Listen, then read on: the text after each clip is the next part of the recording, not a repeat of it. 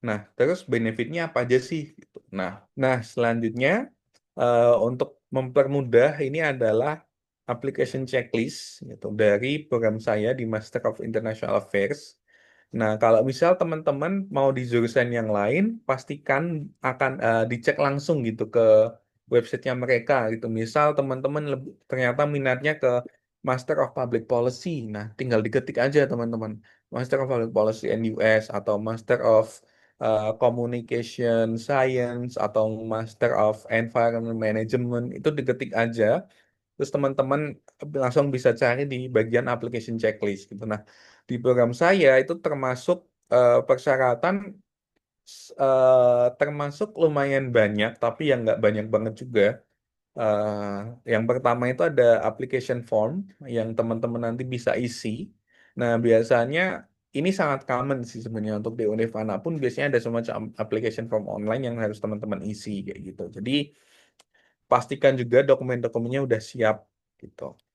Nah, yang kedua adalah academic certificate atau ijazah teman-teman atau transkrip yang misal teman-teman dari daftarnya S2 berarti transkrip atau ijazah S1. Kalau misal teman-teman daftarnya S1 berarti transkrip ijazah dari SMA dan lain sebagainya seperti itu. Nah, dipastikan juga itu udah ada translasi bahasa Inggrisnya gitu teman-teman. Nah, kemarin contohnya misal saya univnya kemarin dari UMY. Kalau UMY itu kan ijazah dan transkripnya udah bilingual, nah itu nggak apa-apa gitu. Itu teman-teman nggak perlu ke penerjemah tersumpah dan lain sebagainya gitu. Nah, dan tahu saya juga univ-univ di Indonesia udah banyak mengeluarkan ijazah yang udah bilingual gitu teman-teman. Jadi dipastikan juga lagi aja punya teman-teman ijazah atau transkripnya apakah udah ada translasi bahasa Inggrisnya atau belum kayak gitu. Nah, yang ketiga itu adalah CV atau resume. Ini sangat common. Entah pasti teman-teman juga udah eh, punya ya CV atau resume dan lain sebagainya kayak gitu. Nah, selanjutnya yang keempat ini adalah eh, tes kemampuan bahasa Inggris. Mereka kalau NUS sendiri menerima banyak versi. Teman-teman kalau mau TOEFL IBT itu yang online itu juga bisa. TOEFL IBT Home Edition juga bisa. Dan IELTS pun juga bisa kayak gitu. Nah, di sini kalau teman-teman lihat ada logo bintang di akhir ini semacam disclaimer.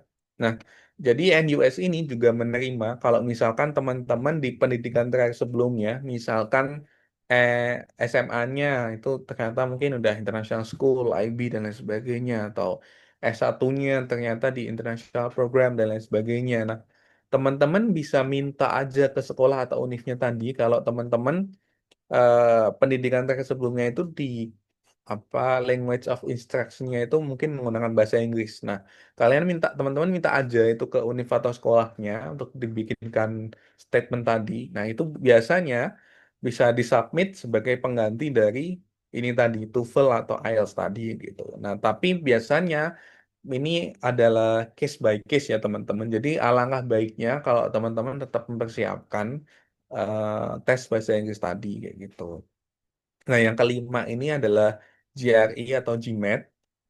Karena memang Lee Kuan Yew School of Public Policy ini kan karena policy school ya teman-teman. Jadi teman-teman akan membutuhkan banyak semacam ya kemampuan reasoning dan lain sebagainya, numerik dan lain sebagainya gitu. Meskipun kalau di program saya di Master of International Affairs itu sifatnya opsional kayak gitu teman-teman. Nah, ini akan tergantung juga jurusan lain, jurusan yang teman-teman minati nanti. Kalau misalkan jurusannya mungkin lebih ke kuantitatif, ya sangat kemungkinan kalau ininya GRE GMAT nanti akan menjadi mungkin mandatory kayak gitu teman-teman. Nah, yang keenam itu nanti mereka juga minta personal statement atau gampangnya motivation letter kayak gitu. Itu nggak nyampe 600 kata gitu. Nah, struktur kalau teman-teman mungkin penasaran gimana sih struktur personal statement itu kalau dari saya pribadi dari pengalaman apply di banyak tempat dan mendapatkan offer itu biasanya yang pasti dilihat seperti namanya ya teman-teman. Ini adalah personal statement gitu. Jadi pada dasarnya mereka pengen tahu nih why-nya teman-teman itu apa gitu. Misal why, kenapa mau lanjut studi di sini, kenapa mau lanjut studi di bidang ini, kayak gitu, kenapa harus ini dan lain sebagainya. Jadi mostly adalah why gitu. Jadi apa yang menjadi cause atau apa ya motivation drivernya teman-teman ini sebenarnya apa kayak gitu. Nah dari sini biasanya eh, pembaca atau reviewer ini bisa nangkep nih gitu teman-teman ini beneran passionate nggak sih beneran udah riset nggak sih programnya gitu karena nggak sedikit juga teman-teman yang mungkin bikin personal statement tapi sangat generik gitu jadi mungkin dia cuma bikin satu personal statement tapi digunakan apply di banyak tempat gitu nggak sedikit teman-teman yang kayak gini nah jadi harus dihindari yang kayak gini teman-teman jadi eh, dan 600 kata sebenarnya itu juga cukup terbatas. Jadi teman-teman bisa maksimalkan saya strukturnya itu. Jadi bisa dikasih mungkin mungkin bisa dibagi ke dalam 3 atau 4 paragraf itu udah sangat cukup gitu. Mungkin di paragraf pertama bisa teman-teman jelaskan why-nya tadi gitu. Mungkin bisa dikasih semacam hook dan lain sebagainya yang bisa apa ya eye catchy lah gitu yang bisa menarik pembaca ini oh menarik nih gitu dan lain sebagainya nanti jelaskan juga di dalamnya eh, teman-teman mau apply jurusan apa di mana terus kenapa dan lain sebagainya nah teman-teman bisa bisa mempertunjukkan juga advantage-nya misalkan teman-teman menunjukkan kalau teman-teman ini udah riset gitu udah paham gitu dari jurusan itu misal eh, di personal statement kemarin karena saya udah riset banyak terkait dengan program MIA ini atau International Affairs di NUS ini. Jadi mereka ada semacam student exchange, mereka ada ambassador circle dan lain sebagainya. Jadi mereka biasanya tiap-tiap univ atau tiap jurusan mereka biasanya punya semacam program flagshipnya lah kayak gitu. Nah, teman-teman harus banget nih cari tahu itu tadi gitu. Nah, itu digali terus teman-teman masukkan gitu di personal statement gitu. Jelaskan kenapa kok itu tadi benar-benar akan apa ya membantu teman-teman atau ternyata mungkin itu yang teman-teman di masa S1 sebelumnya pernah terekspos tapi kok masih general gitu. Nah, mungkin S2 ini akan membantu untuk dive lebih deeper kayak gitu.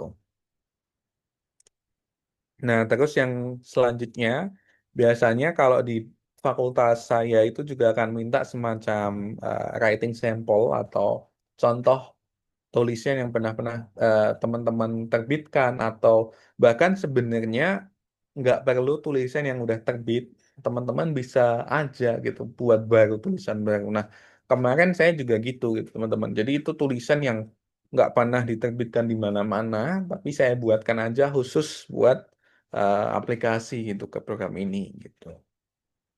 Ini kalau ini biasanya writing sample ini juga biasanya agak dinamis. Kalau misal teman-teman pernah baca mungkin eh, Jakarta Post atau The Guardian, Foreign Affairs dan lain sebagainya, itu biasanya kan semacam namanya artikel populer itu bisa jadi kalau teman-teman mau submit dengan gaya tulisan seperti itu juga nggak apa-apa atau mungkin teman-teman ternyata pernah publish jurnal itu juga nggak apa-apa disubmit dan lain sebagainya yang penting adalah teman-teman beneran paham apa isi dari writing sample ini karena nanti akan dibahas gitu akan benar-benar ditanyakan gitu ketika interview kayak gitu.